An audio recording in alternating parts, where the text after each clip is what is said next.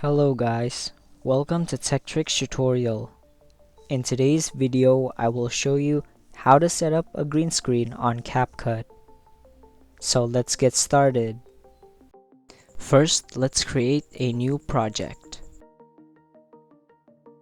Now select the video that you are going to use, not the green screen video yet. So once you have added your video, you're going to click Overlay. Then add overlay. Now you can add your green screen clip. Then adjust it using 2 fingers. Once you are done adjusting, scroll through the options at the bottom and look for Remove BG. Click it, then click Chroma Key.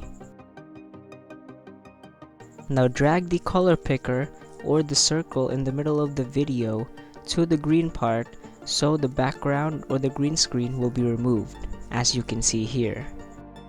And that's pretty much it. Thank you for watching this video. If you found this video helpful, please consider dropping a like and subscribing to the channel.